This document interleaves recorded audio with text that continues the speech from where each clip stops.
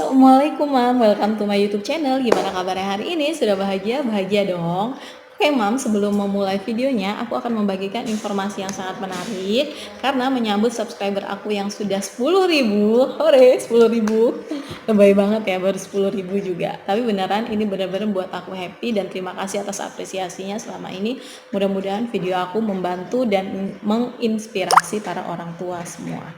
Jadi Mam, aku akan membagikan dua produk andalan aku yaitu Honeybee Pollen dan juga Kidsri kepada para orang tua yang beruntung setiap bulannya di tanggal 10 mulai dari tanggal 10 Juni sampai 10 Agustus. Caranya gampang banget, Mam tinggal subscribe channel aku, Mami Riu, juga Mam follow Instagram aku @ratihealthy. Komen sebanyak-banyaknya di dua akun tersebut, baik di YouTube aku dan juga di Instagram aku. Sertakan Instagram Mam. Nanti pengumumannya akan diumumkan melalui Instagram Mam. Semoga Mam beruntung ya. Jangan lupa komen di kolom komentar, tulis nama Instagram Mam. Oke Mam, selamat menyaksikan videonya.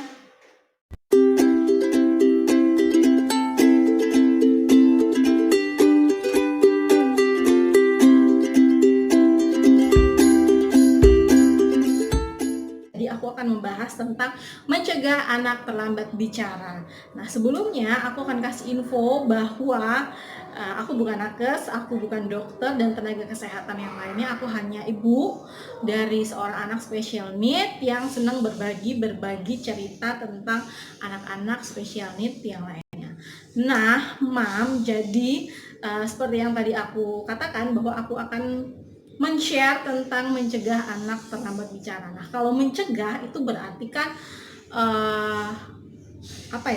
penanggulangannya dulu nih sebelum akhirnya nanti tidak terjadi terlambat bicara. Nah, video ini diperuntukkan untuk anak atau bayi itu mulai dari 0 sampai dengan 2 tahun. Karena biasanya sih untuk tahu anak itu terlambat bicara itu dimulai dari usia biasanya 1,5 sampai 2 tahun.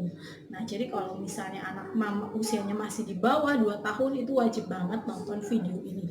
Nah, kalau misalnya anak mama usianya lebih dari 2 tahun itu nggak apa-apa juga nonton video ini karena ini untuk pengalaman mam untuk anak-anak mam selanjutnya atau bisa di-share ke keluarga atau ke teman semuanya.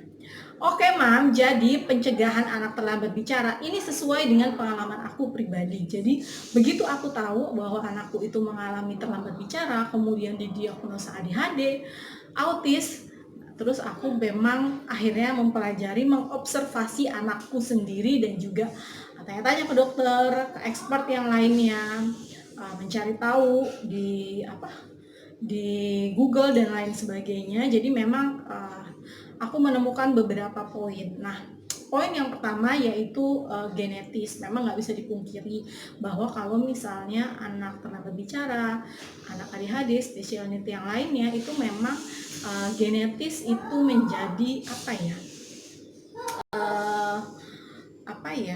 pemercik, bukan pemercik ya, maksudnya pembawa untuk terjadinya anak terlambat bicara. Ini nggak semua, tapi ada beberapa. Nah, biasanya kalau ada yang terlambat bicara di keluarganya, nanti bisa anak kita atau keponakan kita juga bisa mengalami hal yang sama karena itu tadi genetis.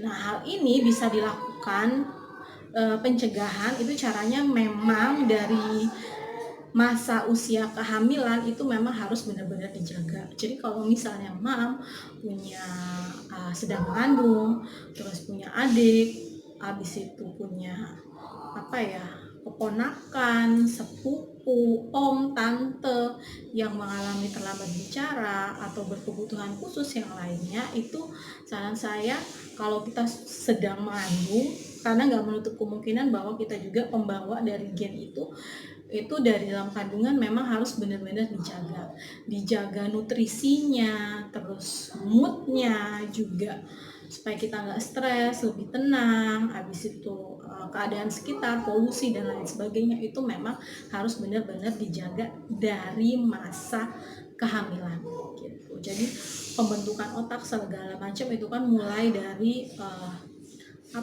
dari dalam kandungan, dari usia trimester pertama. Jadi memang harus benar-benar diperhatikan untuk nutrisinya. Jadi itu pencegahan awalnya itu memang dari kehamilannya dulu. Nah, begitu bayi itu nanti lahir dari usia 0 sampai nanti dia usia beberapa bulan, bahkan setahun, bahkan 2 tahun, itu ada hal-hal lagi yang perlu kita perhatikan. Nah, yang pertama kita sebagai orang tua itu harus bonding sama anak. Jadi, kita punya kedekatan itu terhadap anak. Jadi nggak cuman sekedar ngobrol aja, tapi memang gimana ya, kalau ibu kan biasanya itu uh, sambil ngasih ASI, nyusuin ke anaknya. Nah, itu juga bisa untuk bonding anak. Nah, itu harus sering diajak ngobrol, terus harus sering stimulasi. Nah, itu memang bonding antara anak dan orang tua itu penting banget untuk mencegah terjadinya terlambat bicara. Karena kadang kita itu merasa, apalagi kalau yang ibu pekerja, itu merasa bahwa selama ini sudah cukup gitu. Padahal sebenarnya kebutuhan anak tuh nggak cuman apa yang dia makan, apa yang dia pakai gitu, tapi memang secara batin itu juga harus terpenuhi supaya nanti pertumbuhannya akan lengkap. Dan ini bukan cuma tugasnya ibu ya, tapi memang tugas sebagai orang tua. Jadi baik ayah sama ibunya itu berperan penting untuk bonding. Kalau misalnya ayahnya juga harus sering ngajak ngobrol, sering bersentuhan, sering mengucapkan kata-kata yang menyenangkan gitu, sering memuji anak gitu ketika anak melakukan hal-hal yang baik gitu. Terus habis itu komunikasinya baik, sering main sama-sama anak, bukan cuma sekedar dibelikan mainan kemudian anaknya main sendiri, itu nggak gitu konsepnya ya. Jadi kalau untuk stimulasi, kita orang tua belikan mainnya itu bareng-bareng sama anak gitu, sambil mandiin anak, itu juga bisa untuk stimulasi segala macam. Nah, itu banyak banget. Nanti aku akan bikin khusus tentang stimulasi anak. Nah, setelah bonding tadi, kita juga harus memperhatikan itu pola asuh. Terkadang apalagi untuk para orang tua baru yang baru mau punya anak atau baru punya anak satu, itu masih bingung menentukan pola asuh yang tepat untuk anaknya seperti apa gitu kan. Kita masih belajar sebagai orang tua gitu.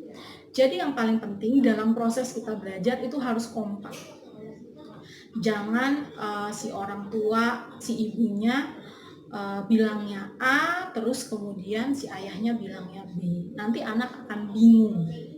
Ya, kebingungan ini. Nah, pola asuh ini biasanya sih nggak terkait langsung itu dengan bahasa yang digunakan. Sebaiknya begitu kita punya anak, kalau anak itu sudah lahir, kita menentukan setiap kali kita ngobrol sama anak itu mau menggunakan bahasa apa. Karena kemampuan daya tangkap anak itu berbeda-beda. Ada mungkin anak yang dalam proses dia fase pertumbuhannya itu dia bisa mengerti beberapa bahasa. 1, 2, 3 bahasa itu dia bisa. Tapi kita nggak bisa pukul rata semua anak kemampuannya sama. Jadi kalau begitu anak kita lahir, kita komunikasikan dengan suami mau menggunakan bahasa apa. Mau menggunakan bahasa kita sehari-hari, bahasa Indonesia, atau menggunakan bahasa bahasa Inggris gitu kan, atau menggunakan bahasa daerah. Nah, ditentukan nih mau yang mana. Jangan campur-campur. Ibunya bilang bahasa Indonesia, ketika bapaknya datang nanti ngomong bahasa daerah, nanti neneknya datang ngomong bahasa Inggris, kan bingung anaknya. Jadi terkadang anak itu nggak mau bicara atau mengalami terlambat bicara bukan karena dia nggak bisa bicara, tapi karena si anak sendiri itu bingung. Ini kok mama aku ngomongnya pakai bahasa ini, kok papa aku pakai bahasa ini. Misalnya ngomongin warna, si mamanya bilang kalau misalnya warna ngomongin warna merah itu yang ngomongnya merah, kok si papahnya ini datang ngomongin merah itu red gitu kan. Jadinya dia bingung. Jadi ketika dia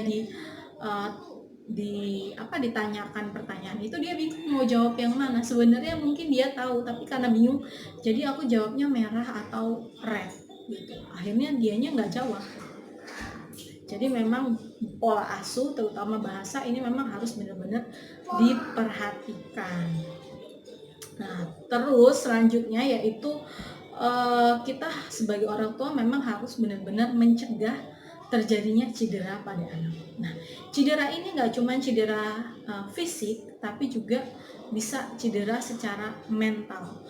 Karena memang benar-benar anak usia 0 sampai 3 tahun, 5 tahun itu kan golden age. Memang pertumbuhannya luar biasa. Jangan sampai dalam fase itu ada hal-hal yang akhirnya membuat anak itu cedera fisik, misalnya anaknya demam, terus sampai kejang, step, segala macam. Nah, itu bahaya banget karena itu nanti ada permasalahan di otaknya, syarafnya yang bisa menyebabkan anak menjadi terlambat bicara, atau bahkan tumbuh kembangnya sendiri itu akan terganggu, misalnya motoriknya terganggu, jadi jalannya juga terlambat, belum bisa merangkak, berdiri, dan yang lain sebagainya. Itu bahaya banget. Nah, itu kalau misalnya terjadinya kejang atau step pada anak. Terus kemudian jatuh. Nah, kita kadang-kadang suka nggak menyadari, kayaknya anaknya sih nggak apa-apa jatuh. Ternyata pada saat anak itu jatuh, anaknya itu benar-benar shock gitu, sampai dia kaget gitu. Nah, itu juga bisa menyebabkan anak menjadi terlambat bicara atau ada kebutuhan khusus yang lainnya. Nah, yang ketiga itu maksudnya cedera secara psikologis. Nah, jadi aku sering banget pernah aku dulu share cerita soal ini. Jadi ada seorang anak yang teman terapinya L, jadi dia tuh sampai usia sekitar 1,5 tahun, itu hampir 2 tahun itu bisa bicara. Jadi kosakatanya itu ada dan mau diajak ngobrol, main itu mau. Tapi begitu dia punya adik itu dia nggak mau ngomong lagi, dia nggak mau bicara lagi.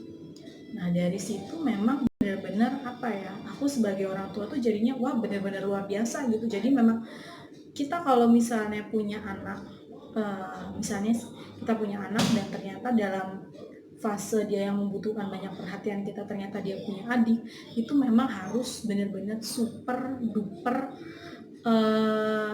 pengertiannya. Jadi kita harus ngasih pengertian kepada anak itu luar biasa, dan lingkungan sekitar itu memang harus benar-benar support gitu. Anak harus merasakan bahwa kasih sayangnya itu sama, nggak ada yang dibeda-bedakan. Terus tidak ada kecemburuan dan lain sebagainya. Juga lingkungan ini kadang-kadang juga bahaya ya, kita benar-benar ngejaga supaya anak kita ngerti, tapi nanti ada saudara, teman, kerabat datang ke rumah kita dengan seenaknya bilang, wah udah punya adik baru, aduh kamu gak disayang lagi, yang disayang adiknya. Nah, kata-kata seperti ini itu bahaya banget buat anak, bisa menurunkan mental anak, karena kita nggak tahu kekuatan mental anak itu sejauh apa. Jadi jangan disamaratakan. Jadi kalau kita berkunjung ke rumah orang itu memang benar-benar ada kata-kata, kalimat yang harus benar-benar kita waspadai gitu, karena kita nggak tahu. Jadi untuk hal-hal yang nyinyir kayak gitu lebih baik dihentikan ya Mama ya, supaya untuk mencegah, dan bilang gitu kalau misalnya ada yang ngomong kayak gitu langsung aja di cut. Oh enggak kayak gitu, kakak mah selalu disayang gitu, nggak ada lebih sayang adik, semuanya sama disayang mama, mama sayang terus sama kakak, bapak sayang terus sama mama. Nah, harus di-cut seperti itu. Jadi supaya itu nggak membebani anak gitu. Harus sering ngomong yang baik-baik, yang sayang-sayang gitu sama anak, supaya memang moodnya itu jadi bagus, dan bondingnya kita sebagai orang tua sama anak itu bisa terbentuk gitu. Nah, selanjutnya yaitu harus peka terhadap kondisi anak. Nah, ini kadang kita sebagai orang tua itu gimana ya, menyepelekan. Kadang aku juga dulu awalnya seperti itu sih. Kita sudah tahu bahwa ada hal-hal yang menurut kita itu kok kayaknya beda sih anakku sama anaknya si B, tumbuh kembangnya ini beda. Nah, tapi kita sebagai orang tua itu di skip sendiri gitu rasa itu tuh. Nggak apa-apa, itu mah cuman begini, itu mah cuman begitu. Nah, ketika ada orang lain yang mengingatkan, kitanya udah ngeblok duluan. Padahal nggak ada salahnya kita dengar, tapi kita udah melakukan blok duluan, seolah-olah kita lah yang paling benar gitu, kita nggak mau dengerin. Padahal sebenarnya yang diomongin itu benar gitu. Jadi Jadi memang harus peka. Kalau sekiranya memang ada hal-hal yang agak berbeda tumbuh kembang anak kita, itu mam nggak ada salahnya untuk segera cek ke dokter. Kalau mam ragu, kadang tuh kita cerita sama orang yang salah gitu. Kita merasakan sesuatu hal yang berbeda sama anak kita, terus kita cerita sama keluarga kita, mungkin sama teman kita, yang ternyata yang tempat kita cerita itu nggak peka sama situasi yang ada pada anak kita. Anak kita seharusnya segera dibawa ke dokter, ini nggak begitu kita cerita, Allah enggak lah, nggak mungkin gitu. Orang anak lu aja pinter kok, bisa kok gitu, anak lu ngerti kok, denger kok, nggak apa-apa itu. Nanti juga kalau usianya 2 tahun 3 tahun bisa ngomong, kayak tetangga saya juga gitu. Nah, hal-hal seperti itu akhirnya setelah ditunggu nggak taunya anaknya nggak ngomong-ngomong. Jadi nggak ada salahnya kita itu segera ke dokter. Kalau misalnya di usia 1,5 tahun belum ada kosakatanya dan memang beberapa indikasi itu mengarah ke situ, lebih baik langsung cek ke dokter, mam, nggak usah kebanyakan nunggu ini itu, karena nanti yang merasakan kita juga. Kalau orang lain mah cuma bisa ngomenin doang. Oke, selanjutnya yaitu pembatasan gadget dan televisi. Ini penting banget. Ini sekarang kan udah memang generasinya, zamannya emang udah luar biasa sekali. Anak-anak itu susah banget dijauhkan dari TV dan gadget. Jadi memang ini PR banget. Ini juga masih PR banget buat aku. Tapi sebaiknya sekalipun kita tidak bisa untuk menghentikan, tapi kita harus yang mengontrol. Kapan anak itu boleh, kapan anak itu nggak boleh. Oke, mam, sebelumnya maaf kalau ada suara-suara yang aneh karena ini di sebelah anak-anakku lagi pada nonton TV. Oke, lanjut lagi. Nah, jadi memang kita harus mengontrol kapan anak boleh main gadget, kapan enggak. Maksimal 1 hari berapa menit gitu, atau hanya boleh di weekend aja. Nah, itu memang benar-benar harus kita yang kontrol. Enggak di los, asal anaknya diem, mau nonton gadget, nonton TV, mau main game, dibiarin aja. Enggak gitu konsepnya. Apalagi untuk anak yang usianya masih di bawah 3 tahun. Aduh, itu super duper bahaya banget. Gitu. Karena akhirnya nanti dia nangkepnya bahwa komunikasi itu hanya dari melihat. Bukan interaksi ngobrol, tapi hanya dari melihat doang. Gitu. Melihat dan mendengar gitu. Bukan tektok antara satu sama lain. Nah, jadi TV, gadget itu bahaya dan memang harus benar-benar sangat dibatasi. Oke, maaf. Nah, ini yang terakhir, ini yaitu tentang sekolah dini atau daycare.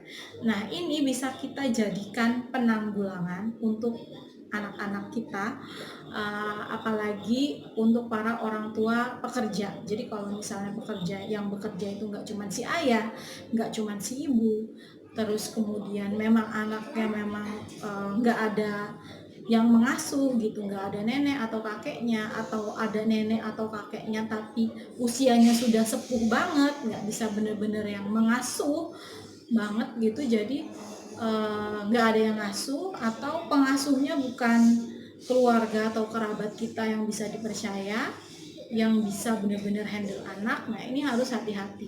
Jadi aku selalu menyarankan kepada orang tua yang memang bekerja, yang tidak bisa full time ngurus anak, itu aku sarankan sekalipun dia pakai babysitter, dia pakai mbak di rumahnya untuk jaga mbaknya, sebaiknya ditaruh di daycare. Kenapa aku ditaruh di daycare? Karena memang kalau uang kita banyak gitu, kita misalnya punya mbak di rumah bisa 2 atau 3 orang yang urus anak sendiri, yang urus rumah tangga sendiri, setiap anak punya mbaknya masing-masing. Nah, itu mungkin nggak masalah, nggak taruh di daycare. Tapi kalau kita punya si mbak cuma 1 di rumah dan itu ngurus anak sambil beberes dan gak ada yang lain yang ngawasin, apalagi anaknya lebih dari 1, nah itu bahaya banget, Mam. Jadi untuk mencegah hal itu lebih baik ditaruh di daycare atau dititipkan di daycare sama mbaknya. atau di daycare cari memang yang memang khusus buat megang anak kita. Memang ada positif, ada negatifnya. Kalau misalnya di daycare positifnya itu anak kita lebih ke kontrol, ketahuan gitu, dan teman-temannya itu banyak, jadi stimulasi komunikasinya itu juga bisa jadi bagus. Biasanya tuh ada mainan-mainan edukasi. Terus untuk anak-anak usia tertentu biasanya sudah ada kurikulumnya sendiri untuk membantu tumbuh kembangnya. Nah itu sih positifnya, dan negatifnya biasanya sih kalau di daycare karena anaknya banyak, kalau sakit satu sakit semua. Jadi memang luar biasa. Tapi kalau soal sakit-sakit itu mah nggak perlu khawatir. Bisa konsumsi produk HDI supaya anaknya daya tahan tubuhnya oke. Iklan sedikit ya. Nah, oke Mam. Jadi selanjutnya kalau misalnya ini kekurangan dan kelebihan kalau misalnya Mam pakai daycare. Nah kalau Mam nggak pakai daycare, itu sih aku lebih khawatir karena apa? Namanya di rumah jauh dari kita tempat kerja, kecuali kalau tempat kerja kita dekat sama rumah, kita kan nggak bisa pantau 100%, full 100%. Kadang kan ada yang dikasih kamera di rumahnya juga, si mbaknya juga pintar tahu spot-spot di rumah yang dimana nggak kejangkau sama kamera. Akhirnya anak dibiarin nonton TV seharian atau dikasih handphone seharian. Yang penting anaknya diem, mbaknya nanti ya main HP atau dia mengerjakan pekerjaan yang lain. Yang penting anaknya diem. Nah itu bahaya banget, jadinya ya tumbuh kembang anak kita juga terhambat. Jadi memang harus benar-benar hati-hati. Oke Mam, itu tadi beberapa hal yang sudah aku share untuk pencegahan anak terlambat bicara. Semoga benar-benar membantu. Jadi untuk Mam semua, aku ingatkan sekali lagi bahwa aku sedang mengadakan giveaway selama 3 bulan dan akan diumumkan setiap tanggal 10 mulai dari 10 Juni, 10 Juli, dan 10 Agustus. Aku akan membagikan 2 produk yang luar biasa, Kidsri dan juga Honeybee Pollen. Dan untuk para orang tua, jangan lupa di subscribe channel YouTube aku, komen sebanyak-banyaknya, tulis Instagram Mam, dan juga follow Instagram aku @ratihealthy, juga komen sebanyak-banyaknya di postingan-postingan aku. Nanti setiap tanggal 10 aku akan umumkan pemenangnya di Instagram. Oke, semoga membantu. Terima kasih yang udah nonton. Jangan lupa di share dan di like. Semoga bermanfaat. Assalamualaikum. Salam.